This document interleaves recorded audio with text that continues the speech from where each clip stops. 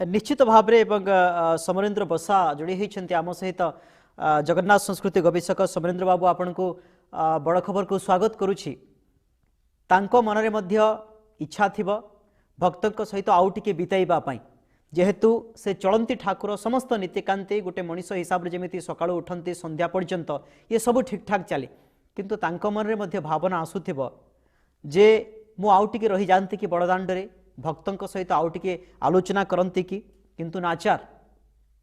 तांको जीवाकू पड़िबो बड़ देउल को। जय जगन्नाथ। तेबे आपनकर जो प्रश्न थिला जे वर्तमान जगन्नाथंकर परिवेश बा जगन्नाथंकर परिस्थिति बा तांका मनर शंका कोन थिबो देखंतु वर्तमान जो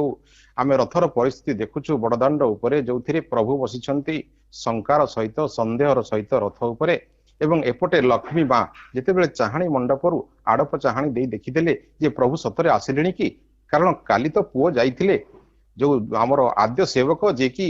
गजपति से तांकर स्त्री सहित जाई माउसीमा मंदिर रे निमंत्रण करथिले जे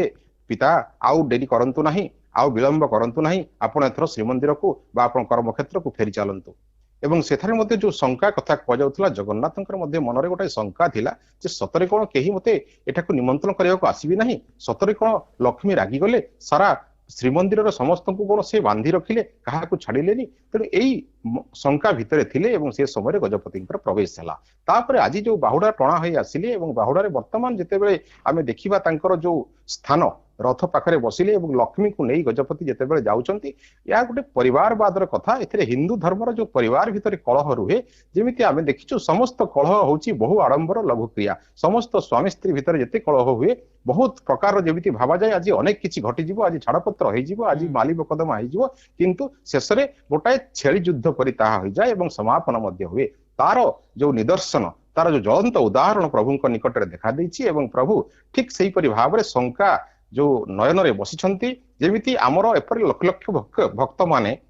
जो आड़ चाहिछंती आपण कहिले जेमिति जेते देखिले आखि पुरु नाही अर्थात रथेतु वामन दृष्टवा पुनर्जन्म न विद्यते से माने पुनर्जन्म आउ पाइबा पाई दरकार नाही मोक्ष प्राप्ति पाइजिबे किपरि सेही पई प्रभु को दर्शन करिया पई कहउछंती हे प्रभु आउ टिके रहि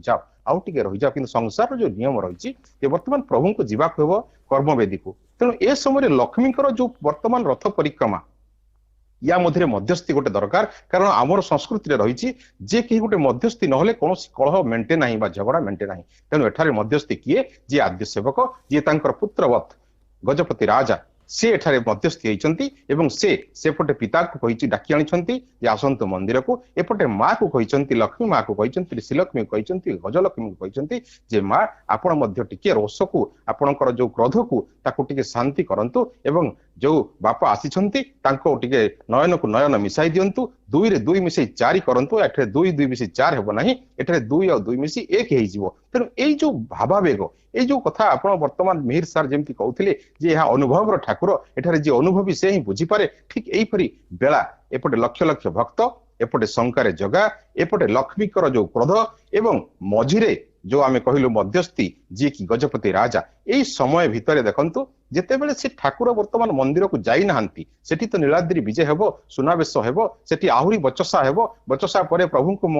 जो मना जीवो एवं से जाई रत्न सिंहासन रे उपवेशन करिवे एपटे भक्त माने जो नीतिकांति कथा आमे कहूछु जे श्रीमंदिर जो निर्देश थाए जो नियम थाए ताहा एठारे नाही एठारे खोला मंच रे रथ उपरे देखुचंती प्रभु को तेणु हे प्रभु आउ टिके रहि जाओ ताहा तांकर निमंत्रण किंतु जो संसार नियम रही आम जिते आसीलु एवं जीवु ठीक से परी माउसीमा मंदिर गले पड़पिठा खाइले भक्तों को दर्शन देले आशीर्वाद देले वर्तमान जीवार समय आसी समय जो कथा आम कहूँ जे लक्ष्मी सहित जो झगड़ा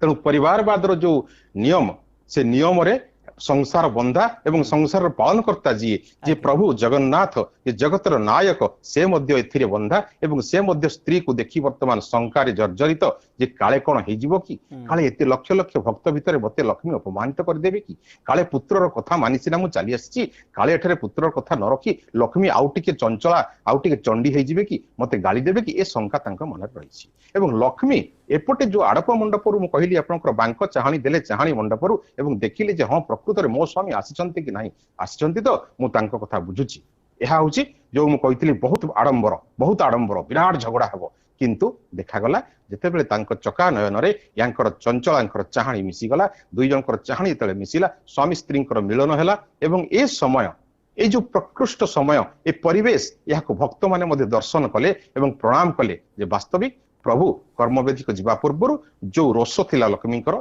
जो तांकर मन रे आघात लागिथिला ताहा मध्य हिंदू शास्त्र मतरे कहा जाए जेतले भाई भौणी को नेकी से जाइतिले देढ़सुर हेबे बलभद्र तेणु देढ़सुर सहित ये भाई बहुटा जीव केमिति यह थिला कालियांक मन भीतर कथा से कही नथिले जे भाई बहु को नेकी मु जीवी केमिति तेणु से भौणी को नहीं मौसी घर को जाइतिले किंतु फेरिवा पर्यंत 8 दिन जाक तांका मनर संदेह आज विमोचन होईची आज विमोहित होईची आज शांति पाइछन्ति जे ना स्त्री जो रागी थिले जो रथचक भांगी थिले जो कथा हेतिला ताहा आउ देखा जाऊ नाही वर्तमान धीरे धीरे तांको रस मेंटिलानी जगा मध्य धीरे धीरे आनंदित हेलानी जे ना एबे जहा हबो देखा जिवो मंदिर भीतर कथा एबे आमे भक्तन को दर्शन सारी मंदिर को जिबा ए परिवेश जो आमे कहूचु यह गोटे प्रकार परिवर्तन कारण संसार रे मध्य प्रत्येक परिवार रो कलह रे एमिति समाधान आसे एवं पूरी संसार गढ़ी उठे यह संसार मु आसुची आप जानिबा पई चाहिबु जे खाली ये रथयात्रा को मनीष अपेक्षा करी न थाए एवं यक्ष किन्नर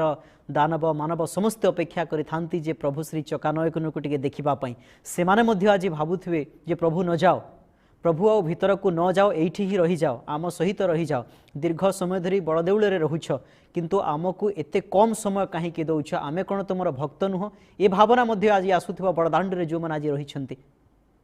आपनकर सत कारण सेमानकर जेते देखिले भी मन पुरु नाही से चका खिकु कहंतु से बड़ भाई को कहंतु से हळदी मुई को कहंतु जेते देखिले भी तंकर मन पुरु नाही किंतु भागवत गीता रे गोटे श्लोक अछि 15 अध्याय रे ऊर्ध्व मूल मदशाख स्वस्ति प्रायुरव्यम छंदांसि जस्य पर्णानि जस्य वेदं सवेदवित् अर्थात इस संसार रूपक जो वृक्ष यार ओलट वृक्ष यार मूलटी ऊपर पटे एवं तार शाखा प्रशाखा तल पटे अर्थात आमे जो माया बंधन भितर पड़ी रहीचु आमे जो माया ममता सहित जोड़ी रहीचु ताहा होची छंदांसि जस्य पर्णानि पत्र भलिया आमे छंदी रहीचु परस्पर एवं एई माया भितरे वर्तमान ठाकुर मध्य देखंतु सेई मानव लीला जहाँ जहाँ थिला सेई लीला खेला सारी वर्तमान आड़प मंडपरु जो नवदिन दिनात्मक यात्रा सारी वर्तमान से रत्न बेदी रे बा तांकर कर्म बेदी रे ये उपस्थापन हेबे एवं राजा हिसाब रे शासन कादी रे बसिबे एवं अनेक कथा तांकर रहिछि तेबे संसार रो नियम ए भितरे जो पारिवारिक नियम से भितरे जो पारिवारिक कलह स्नेह वात्सल्य ममता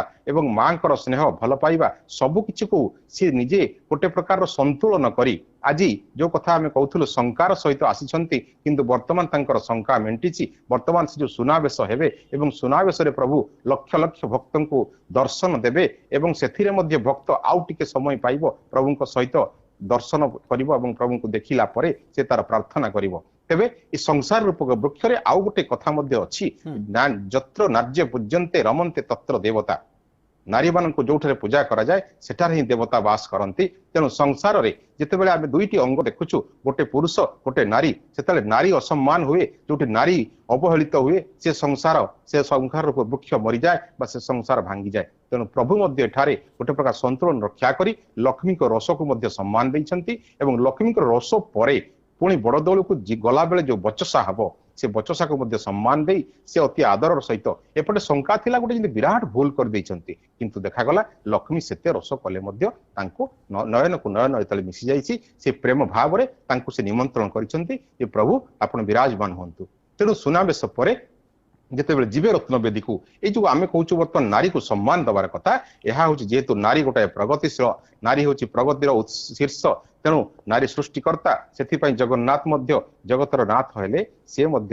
निजर स्त्री को भयभीत करी शंकार थिले किंतु वर्तमान तांको शंका दूर होईची जो आम कहूँ मध्यस्थी भाव में पुओ तांको नहीं जाइछंती एवं वर्तमान से सिंहासन उपरे जो आम कहूँ जो सुनावेश हेबे एवं सुनावेश हेला परे प्रभु जो रत्न सिंहासन रे विजय करिवे एई समय दृश्य मध्य गोटे प्रकार अनुभवर कथा ठाकुरंकर जो दर्शन लाभ करने 10 लाख रु अधिक लोक वर्तमान समागम होइछंती पुरी बड़दाण्ड रे तेणु ए दृश्य मध्य गोटे प्रकार आम कहवा गोटे विरल दृश्य कारण प्रभु को ए समय दर्शन करने भक्त अनेई बसी थाए रथरे तो देखिली बाहुड़े देखिली एवं रथ जातर दौड़ी टाणिली वर्तमान सुनावेश देखिबी प्रभु जे पर्यंत भीतर को जाइना